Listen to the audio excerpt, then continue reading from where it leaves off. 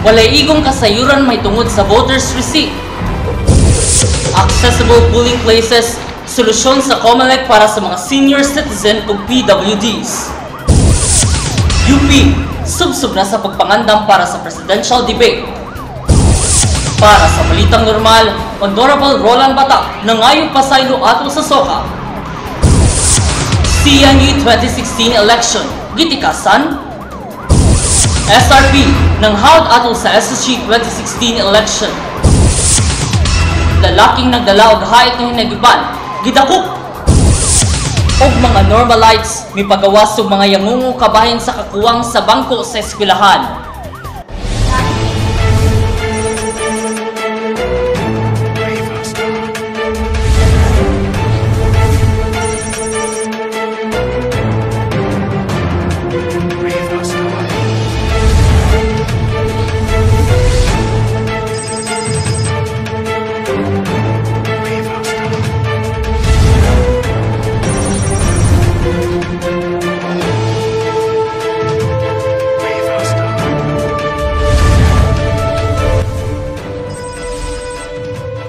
Live gikan sa Normalista News Studio Cebu, litigli kini ang Balitang Normalista.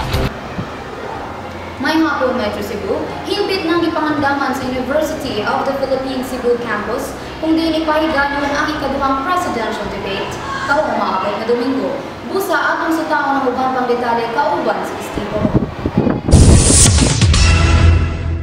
Suksok na ang pagpangandam dinhi sa UP Cebu alang sa nagsilabot na nga presidential debate nga ipahigayon karong Domingo, Marso 20 ning tuiga. Dili lang mga organizers ang nagkamulo sa preparasyon, kundi ang mga estudyante po sa UP nga sila usab anay mga pangutana para sa mga presidentiables. Unsayahang say ana mga mining corporations nga naka-affect sa mga lugar sa Mindanao. Sa laing bahin, ang nagdumala sa mga kalihukan nga usa ka UP College professor nga si Greg Loren mipabuhagay pod sa iyang gibati nga samtang nakaduol na ang adlaw, daghan paghihapon ang kulang nga mga buluhaton. Supposed to be just a simple program with an LED screen showing what will happen inside, but it has already grown into gigantic proportion. Please bear with us and please be nice. Sa pagkakaroon, padayon ng gihapon ang preparasyon. Kini si Steve Orot, Balitang Normalista. Dapat tama sa isip at sa salita. Kung dito, wala pa igong kasayunan ikabahin sa voters receipt na makusgamon karong gidusol sa Korte Suprema. Mary Lope Ponte, alang sa report. Yun ako. Pero kung siguro kalimutan, ang daga mga ibaw na. Lagi. Kibawa mo ng voters receipt. Wala ra ba, miss? Ubos sa Republic Act 9364 o ang Automated Election System Law, ang verification paper audit trail o voters receipt usa ka pamaagi sa automated machine diin mo issue kani og resibo alang sa mga botante sa listahan sa ilang mga nabutaran. Subay niini ang Commission on Election o COMELEC miapila ngadto sa Korte Suprema kabahin sa bag-ong lakang nga giduso para sa umaabot nga eleksyon. Pilar sa kuan sa kanang Supreme Court na dili na lang to ipadayon ang kuan ng tagaan pagresibo ang mga botante. Dugang pa sa COMELEC, dako ang posibilidad nga mokabat sa 8 ngadto sa 10 ka oras nga delay ang mahitabo tungod sa pag-issue og voters receipt o posible pang mahibalik ang manual election tungod niini. Hangtod karon, wala pa gipagawas nga desisyon ang Korte Suprema kabahin sa pag-abila sa COMELEC. Mary Lope Ponte, Balitang Normalista. Sa yuning tuiga may patungan ang COMELEC og bagong programa nga mao ang accessible polling places nga alang sa mga senior citizens ug persons with disabilities ug PWDs. Apan ang kasagaran kanila wala mahibalo niini. Susama ni Roland Christopher Faelnar nga usa ka English language student nga adunay diferensya sa pananaw. Ug siya usab usa ka first-time voter karong umaabot ng eleksyon. Iunahon na pa nagnana sa room nga kanatag sa lima sa every ka ng kuan. No, I'm not aware of that. Apan ang COMELEC didugang ang kinahanglan pa nga fill out ang gusto mo avail sa ilang programa sa ilang bukatan. Dugang pa ni Roland nga bisan pa man nga lisod kini sa mga taong pareha kaniya, ang pagbotar dili ang nga ihikaw sa matag kinsa man. At kami, Honorable Roland Batak nangayo pasaylo ato sa SOCA. CNU 2016 election, gitikasan. SRP ng hawod ato sa SSG 2016 election. Ugala sa police patrol, lalaki nagdala og hait nga hinagiban gidakop. At ang iyon nga sa pagbalik sa Balitang Normalista. Biglaan tayong nagkatinginan, di sinasadyang nagkabanggaan. Kita sa mata nating dalawa, true love at wala nang iba.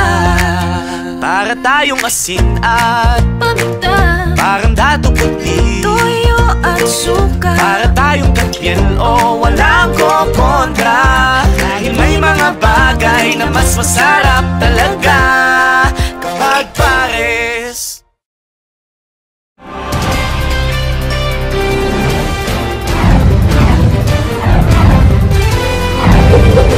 Cebu Normal University SSG President Roland Batak nangayo og pasaylo sa mga magtutudlo atol sa gipahigayong State of the Council Address o SOCA ni adtong miaging semana. Aniya si Ken Pipito alang sa dugang detalye. Ato sa gipahigayong nga State of the Council Address kon SOCA dinhi mismo sa Cebu Normal University Tandang Sorahol. Ang maong CNU SSG President na nipaambit sa iyang pinal nga mensahe ug kini nangayog pasaylo sa mga maong magtutudlo nga wa makauyon sa iyang pamaagi. Apil usab sa speech sa SSG President ang mga nagkalain-laing programa nga ilang nabuhat sa eskwelahan sud sa katuig nga adunay titulong Let's Do It Philippines. Usa-usab sa highlight sa iyang mga speech mao ang kabahin sa insurance sa mga normalite. Ken Pipito para sa Balitang Normalista. Human sa malampusong 2016 SSG elections, may patimao ang naklase-klaseng kontrobersiya ug ang labing giistoryahan mo ang pagtika sa resulta sa eleksyon. Alang sa dugang detalye, ani si Sharabel Magayon. Nitumaw ang maong akusasyon, human nagbaha ang mga reklamo ug mga taho sa Facebook account ka Confessions of a Normalite ngayong nahitabong election adunay tikas ug hinungdan kini sa away sa duha ka party list nga SDP ug SRP. Sa among pakikinabi sa SDP representative nga si Gil Villahermosa, being na ay bias between sa SDP and SRP simply because ang SRP is mas well known kumpara sa SDP. Before pa nag-start ang election, before pa dating sa election, kay nag-protest na mi tungod sa ilahang mga laps. Among gisuwayan pakikinabi ang usa sa representative sa SRP ug giya kining gitubag through message. Para sa kalinawan, among gihinabi ang CNU COMELEC kabahin sa mong issue. Karang complaint sa Facebook, sa social medias, but no one took an action, no one submitted a letter, a formal letter sa COMELEC.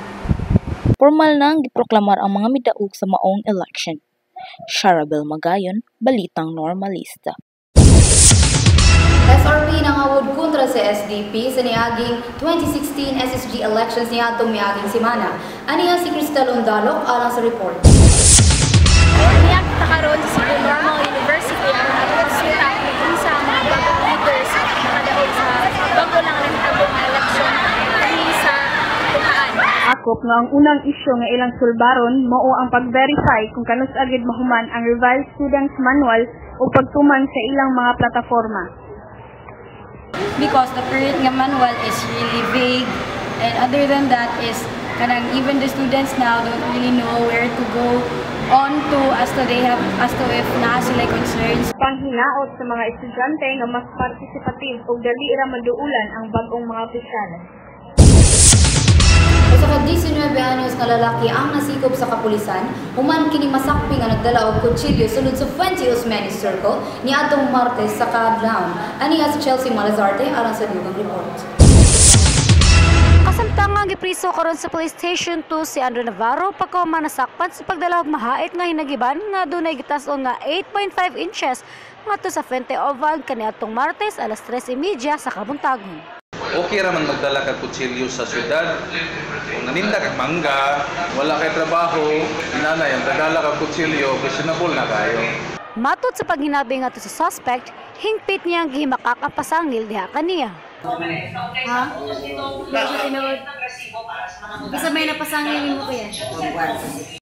Ipasaka na siya og kaso tungod sa paglapas sa batas pambansa bilang size.